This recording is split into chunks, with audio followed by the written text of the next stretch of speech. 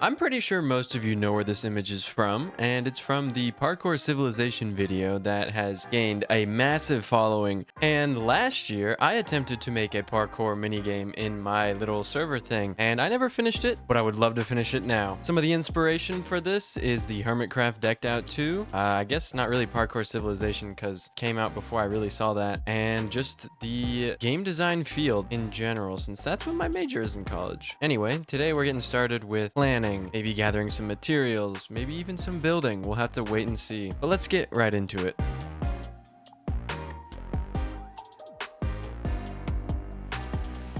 Now, I know what you're probably thinking. Oh, a perfectly planned, beautiful PowerPoint presentation would completely convince me to tag along on this journey. And don't you worry, that's exactly what I've done here. I put together one of the most fabulous PowerPoints of all time, and you're gonna watch me present it to you. Here we go. Minecraft parkour game with chicken or beef. That's it's a developmental title for the game right now. Anyway, that's the game. I think I just stopped my recording. Hold on. There we go. Anyway, introduction. We're gonna be building confidence. Oh, that's probably from the stupid template before. Anyway, MDA, and will I ever finish this? MDA is a term used in game design when you're talking about mechanics, dynamics, and aesthetics. And the mechanics are the base layer that build up to the dynamics, and the dynamics build up to the aesthetics. I'll get to that later. It's not something that I've used a ton. It's not my favorite way to do game design, but it's the easiest way to do this if we're starting from the ground up with no base plate, or, you know, we're not building off of anything that's already existing in the world. We're starting from scratch. Now, the mechanics. Let's get into the mechanics that I have planned for this.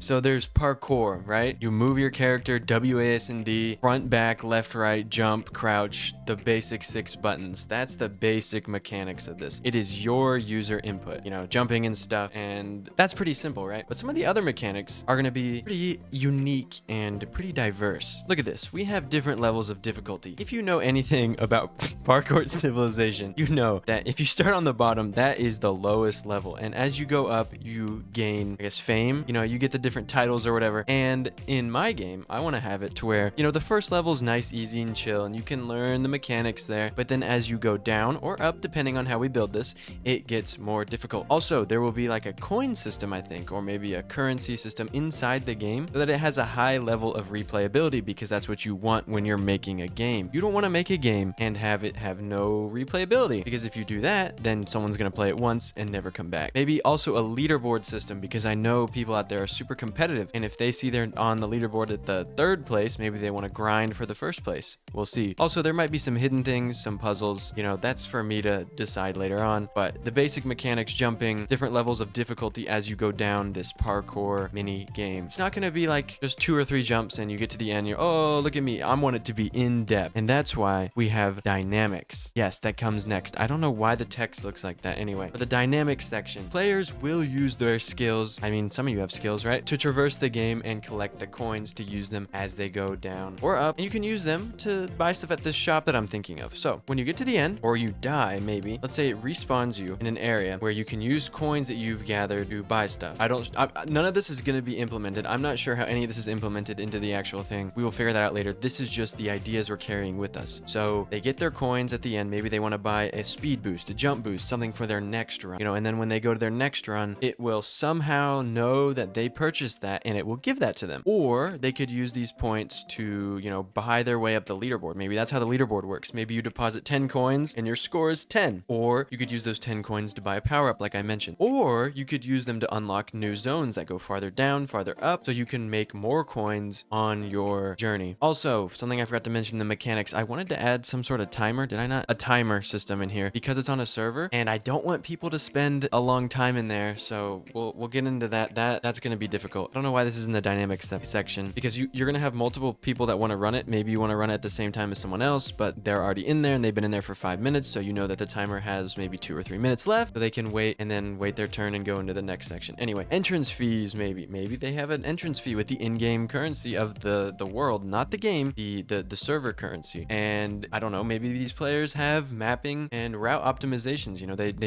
strategize. Who knows? And the course could be changing every week, every month. Maybe it changes once at mid-season change, who knows. And this is all development. This is all bare bones. This is day one idea type stuff. So, you know, it'll develop as we go. And the aesthetics, this is the least fleshed out section because I'm not very good at this kind of stuff. So as everything gets finished, it will continue to grow. But like I said, the first level is going to be the easy tutorial, teach the player the mechanics. So maybe like where you spawn in at the overworld, you know, it's themed off of the plains and the trees and the basic stuff. But you know, as you go down, it could be nether and other types of things, deep dark, what other dimensions we have, and it could have some create mod sprinkles in there. You know, every like maybe 2 or 3 jumps or something, not jumps, rooms. If it has rooms, we'll have to get into that in a second. And this will definitely develop more as we go down, and there might even be a bee hidden section. You'll just have to wait and see when this gets built. Thank you for listening to my beautifully planned, amazing PowerPoint presentation. I'm sure all of you stuck around for that, and you know, subscribe. That's enough of not playing the game. Let's get into this and actually start designing, and I'm going to tell you some of the complications that we have to work around. Okay, so the first complication that we need to work around is the render distance of the player. And let's say there's only one player in the area. I want them to be able to have most of the minigame rendered at all time. So this is the location. That's the second issue. I kind of stole some people's claims. Notice there wasn't anything built, so they're mine now. Can't really do much about that. But the render distance on the server is 4, and the number 4 is a radius. So it's gonna count 4 chunks away. So 1, 2, 3, 4 in every direction. Let's say that we can unclaim the center just to have it be different. So it'll go 4 in all of these directions if we are in the middle area. Now this middle chunk will not always be loaded. Let's say we are on one of the edge chunks. Is that 4? No, I misspoke. The middle one will always be loaded. Let's say we are on one of the edge ones. Okay, so yeah, we'll go down here. If we go to this 4th chunk on the south, we'll call this south number 4. I know it's kind of in this, but I'll explain what I have planned for this later on in a second. Okay. Oh, nope. Right here. Now, if we go up to our radius, the center chunk 1, 2, 3, 4 is still technically in our render distance, technically. So with that, this chunk right here will be the brains because it will always be loaded no matter where we go. This is the bounds for our game. I don't think I have enough claims. No. But this is the basic boundary for what we'll be doing here. Let's see how much of this I can claim. I wanted to keep it small. That's about it. Oh, that doesn't look right. Anyway, keep it at that. And anything we build in here will always be rendered, like anything in the middle chunk. If we build something in there, it will always be rendered no matter where we are exploring the parkour area, doing whatever. I also took a peek underneath. Oh, I can't do it. The free cam was working earlier, and I wanted to see what was down there in case I do have to do a lot of mining to mine out the area. It's nice and clear. Not a lot of water down there. Not a lot of just like solid areas. Just a big cave as we get down there. But that's for actually a really later date. For now, we need to figure out what this thing is going to be like on the surface. So I'm thinking, this is the outline. Can we claim the middle one? Yes, we can. Look at that. Beautiful. 1, 2, 3, 4. If I have something wrong here, then I completely don't understand how rendering of the player works, which is a very basic mechanic that I did a little bit of research on. I might go back later, but let's say for right now, this example works with what I'm saying. The entrance to the game will probably be in the middle. So what I'm thinking is this whole area is all the way up and all the way down. Cause you know, when you render a chunk, it renders 320 layers from bedrock -64 all the way to 300, whatever the peak is. So we can put whatever we want, like way, way, way down there, and it will still be rendered. I'm pretty sure. Rendered as in it will still function. Let's say we had a dispenser or we had some chutes moving items. It will still move even if it's way, way, way, way down underneath the earth and we can't even see it. But the plan will be to I'm gonna clear this out, this whole area out, and then we're gonna build a little testing intro area where we put the player on low health, we do all the basic stuff, and we just build the first level. The first level I think is gonna be visible, and as it goes, it'll go down, because if it goes down, I don't have to build an outside. So we'll have it go descending deeper and deeper underground. You know, we can use bubble column, bubble elevator column, whatever they're called, to move the player up and down if they do decide to bail out of a level early, or items have to move between levels, or scores have to be updated. So if you know anything about my playtime, my current base is over here, so I'm gonna have to move a bunch of resources over here and get started with work on this. The first thing I'm gonna do is clear this out, and then we'll get started with some mechanics.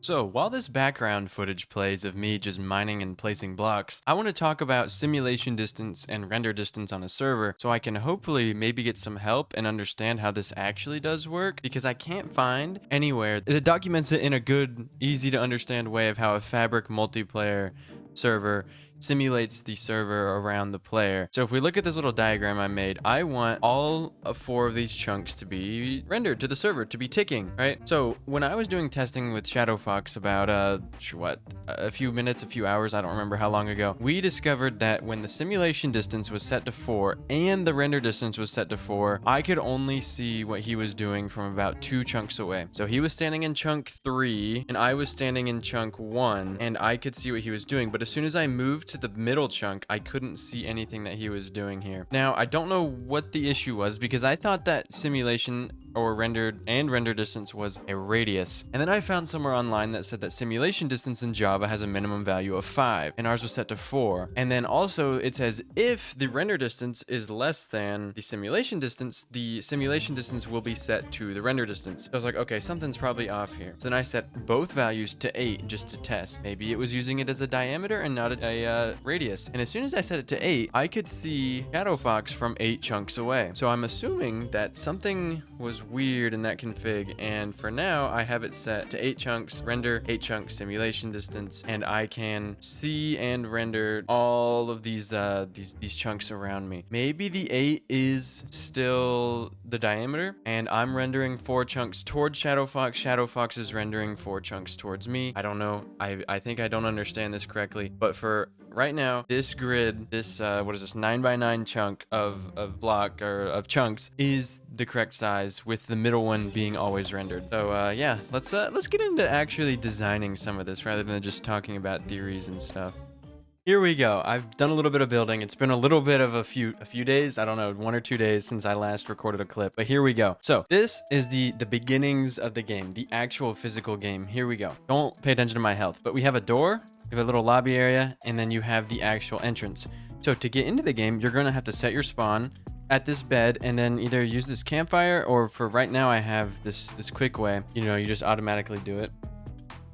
And so then once you die, you click respawn, it'll put you here. It'll push you into this bubble column, which will push you up over. Same mechanics. I might refine this, but this is the very bare minimums. It drops you here and you're in the course.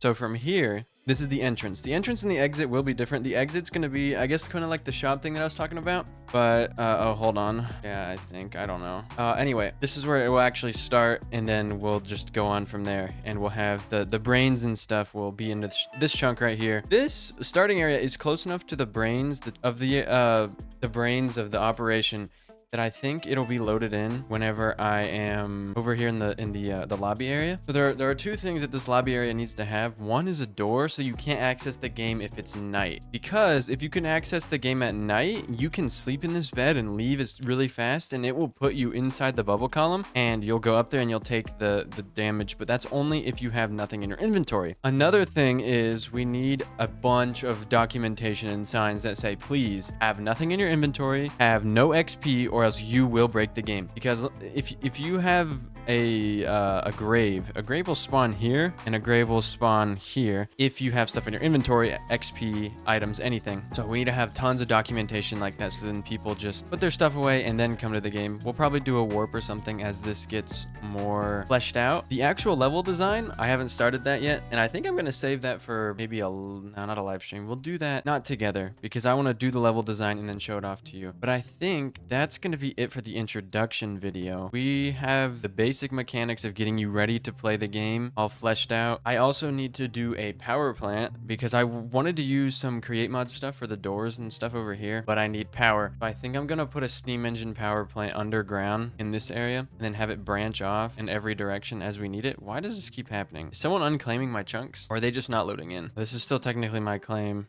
It's just invisible. Anyway, as they continue to complain about inventory cables not working, I will sign off for the day. I think that's it. Yeah. We should be good here. If you have any ideas, you have any... Oh, someone's giving me something. Luck from Goobers. When life has got you down, clutching this amulet in your pocket makes you feel like your luck is about to change. Aw, where does this go? Does it go in a slot? I guess not. Anyway, thank you all for sticking around for this one. I hope you enjoyed it. I hope you're excited for this project. I know I sure am excited for it. And I'll catch you guys in the next video while this little midget stands next to me. So, yeah, see you next time. I was about to say see you later, but then I said see you next time. Man, I need to work on this for a long time, maybe even like a whole year, and I still can't get this down. What is wrong with me?